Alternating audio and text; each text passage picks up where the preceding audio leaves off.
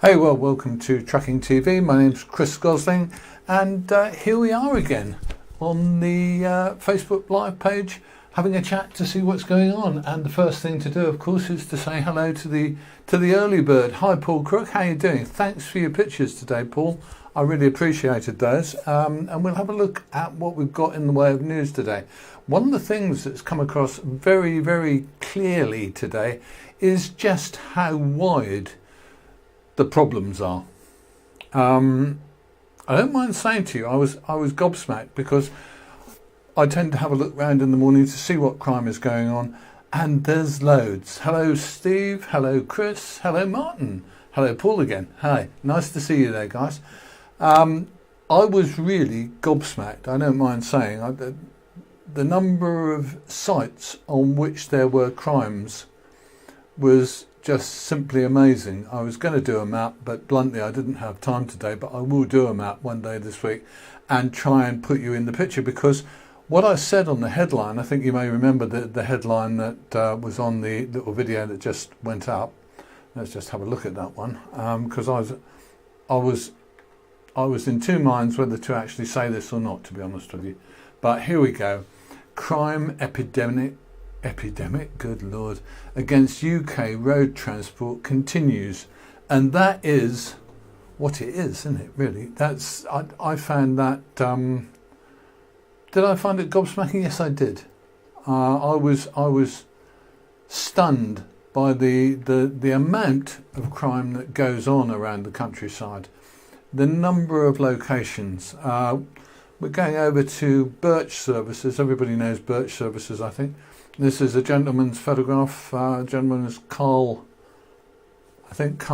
Buddle, and Carl kindly sent this in this morning, and it just shows a shambles there where vehicles have been attacked, curtains have been attacked, stuff taken. I know they do this so damn silently, don't they? And I think one of the things that comes across time and time again is that people say, how can you move stuff from the back of a truck without disturbing the driver? Well, I think you clearly can.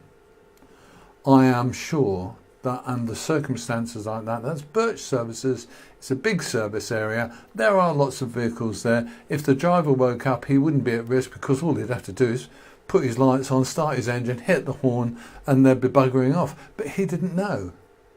So there you have it. I find that really quite a concerning one, because the thing I'm most concerned about with this kind of crime, let's just have a look at another one. This is young Paul Crooks. Thank you for this, Paul. There's another one coming up, and this just shows a quick slash, isn't it? Really, it's just a quick slash.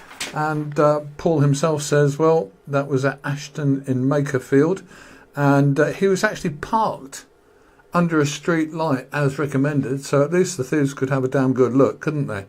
And I think, right, okay, I'll come back to that in a moment, Steve. The reality for this one, that he was parked under a street light. I think the load was toilet paper again, so there you go. They decided they didn't want that. But it's just ridiculous. Hello, Paul. Nice to see you as well, mate. An early finish for you, Paul. That's a bit of a change. Okay, so there you go. So that was that one. There's some comments coming up which I think reflect the truth of this. One gentleman, Steve Billy, says they wind the legs down, which I think is quite possible, although I guess some of them sound bloody bad, don't they, when you wind them down? So obviously they have a little test drive of the legs. Wet and windy night, trucks rocking, you feel nothing. I can understand that well. And what do you say to this one? I think the reality of I've never slept in a truck. Well, that's not true, actually. I slept in a truck many years ago across the seats of a Thames Trader, and that was the most uncomfortable experience of my life. Here's another one for you. There you go. And this is from Paul as well. So there you go, guys. There's some interesting photographs there. We've got a few more bits and pieces for you, photographic evidence-wise, because I don't know, what do I say to this one? I think I say that I was very pleased to have a couple of these and very sad to have another one. This one I'm going to bring up on the screen right now, and this is directly off our own Road Transport Crime Report page, and this was put up by a good guy who noticed this one and sent it through to us. And this is a trailer stolen from John Raymond Transport Limited, and they're a decent sized company, but as you can see, there's a big security gate. There is apparently security on duty, and the company said that there was someone dealing with security on site. So the reality appears to be that it got through security. How the hell does that happen? I imagine there must be all sorts of inquests going down at John Raymond's. I guess that must be quite a disaster for the security company as well, because the comments that I read on that page, you can have a look at it for yourself. Let's just show you the page itself. So there you go. So if you're interested in this one, it's John Raymond Transport Limited, and as you can see, there's full details there. Doesn't say what the load of Unilever product was. I mean, we have to know that Unilever make a huge range of product, don't they? So we don't have any idea as to what that was. No idea. But there you go. I find that really fairly bloody horrendous, don't you? Got two nice little stories for you tonight, and we'll go to the first one on that, and let's just dig that up. Now you will find these on our page at Road Transport Crime Reports, and here we go. Officers from West Midland Police found this abandoned trailer. It was full of love paper again. And what can you say from that one? I mean, the guys obviously decided that they couldn't get rid of loo roll. Now, there you have it. I suppose there is a phrase for being up shit creek, but what can you say to that? I think that's really quite odd. But there you go on that one. And so the police actually didn't manage to arrest anybody, but at least they got the trailer, and because the guys left it, I guess. The other one we've got, which is quite a nice one, which is this one, which is someone was actually found siphoning, or two people were actually found siphoning diesel out of a tank or out of trucks, and one person was actually arrested, which is really good news. You can see the cops threw a lot at it. So good for them, I'm pleased to see it, but it just happens too damn often. Let's go back now and have a little look at what people are saying, because this is, from my point of view, this is the one that we need to get onto. So what have we got? Richard says, yeah, it's up for debate. Yeah, it is up for debate, isn't it? Immigration has risen. Well, I don't know. Is that true, Richard? I don't know if that's actually true, because I think people seem to be going home. I don't know. We'll look into it, I guess, and say, has immigration actually risen? I think it's gone down, because the people who've immigrated here have actually started to go home because they're afraid of getting kicked out anyway. They'd rather go and get a job. Paul White says that, interesting, that lots of foreign drivers wind their legs down overnight. So I guess that's another thing, isn't it? It does mean that the vehicle is stable. You're not going to get knocked out of your bunk by someone jumping about in the trailer. If you've got the legs lying down, I guess it keeps the vehicle more stable from the driver's point of view when they're trying to sleep. Interesting one. There's a point to look at. I will, Richard Clark, I will have a look and see what the immigration figures are saying. So has it gone up in Denmark, Sweden, etc.? We did do a bit on this the other day, but I'll go back to it. I have a current report. I think I showed you a page from that yesterday. I'll show you that page again just to make the point, if you like. Here we go.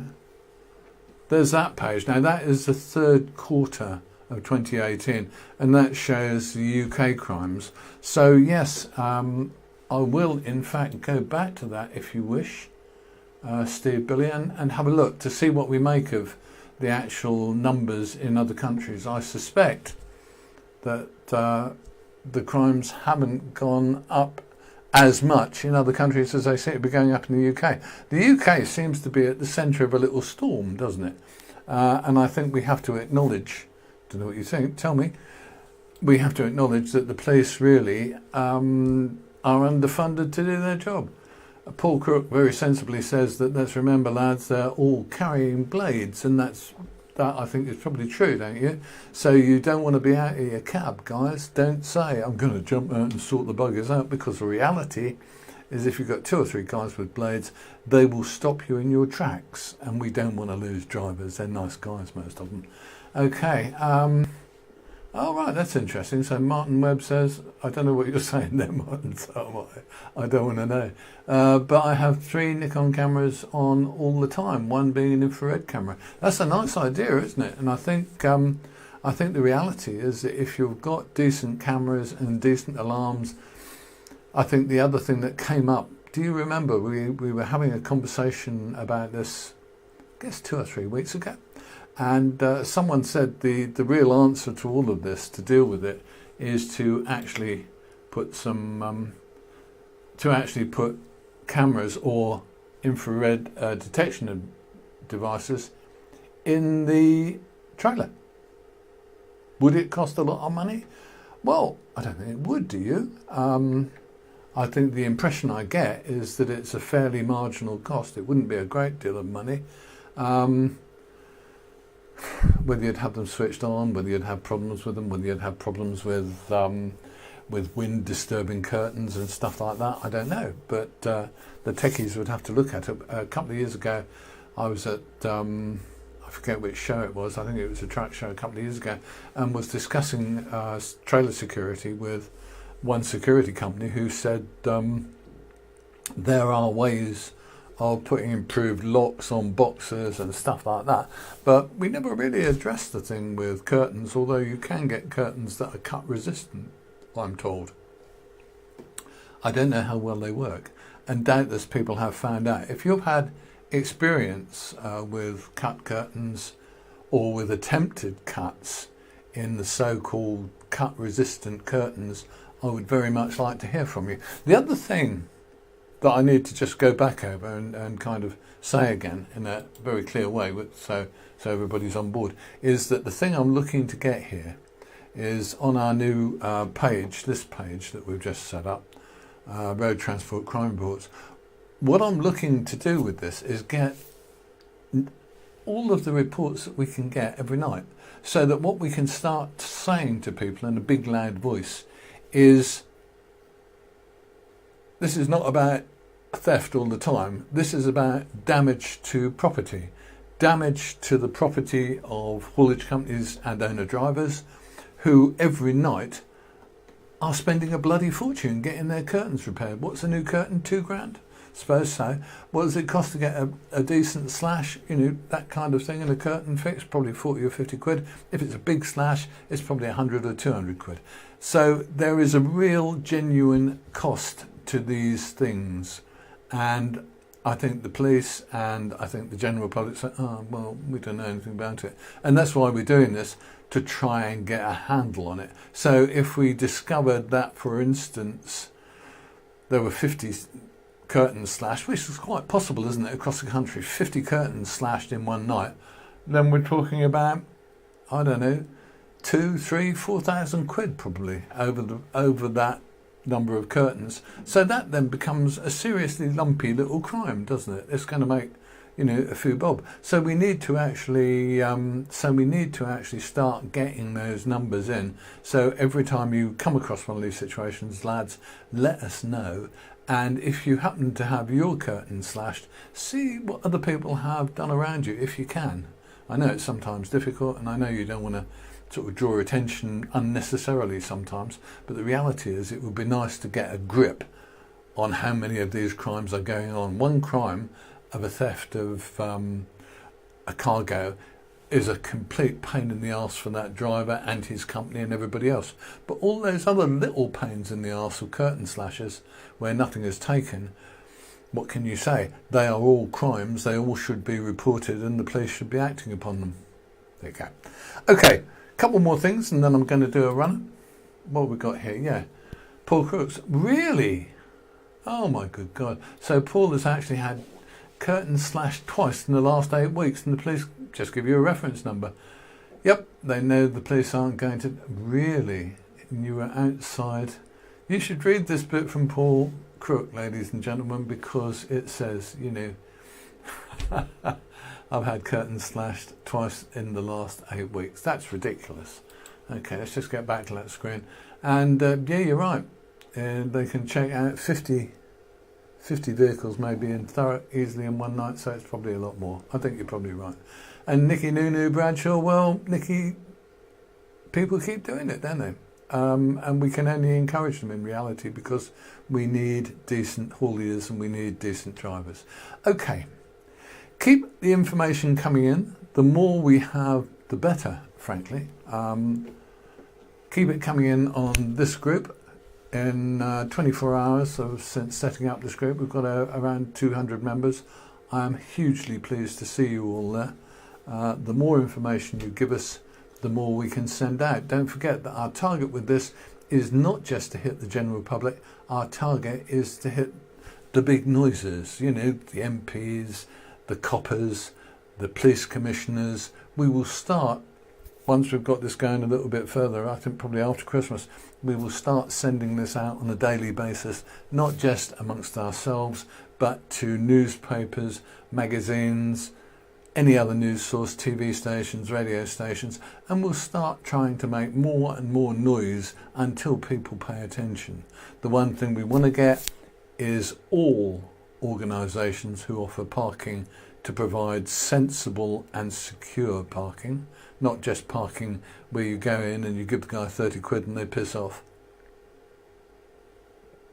So there you go, that's what we'd like to do. Okay. I'll go back to that page, and there we go. We go to that page, and actually, no, I won't. I'll come back to me because I'm ugly, and I like to spoil your evening. Okay, let's just go back to one other picture, which I'm desperately hunting for. Isn't it dreadful at times? You do get inside how this stuff works, and yeah, no, we'll leave it with that one. Okay, that's sad. I haven't got the picture I thought I had, chaps, but there you go. So there you go. So get in touch on that page. I'd love to hear from you. I don't really want to hear that kind of news. Do you know what I mean? Yeah, that's the one. Oh, thank you very much, Paul. Very much indeed. So Paul Crook says, drivers, add your work makes and talk about this. This is the only positive action I've seen in years regarding us being wronged. Well, got lots of other stuff to talk about, haven't we, really, Paul, and other gentlemen and ladies out there. We should be back tomorrow. I'm not sure what time. It will probably be earlier in the day because I get knackered. One of those things of being my great age. But until then, ladies and gentlemen, I will see you. So take very great care of yourselves. I like our little audience and I like our little chats. And the more information we get, the more information we can pass on. So I'm Chris, this is Trucking TV, and I'll see you soon.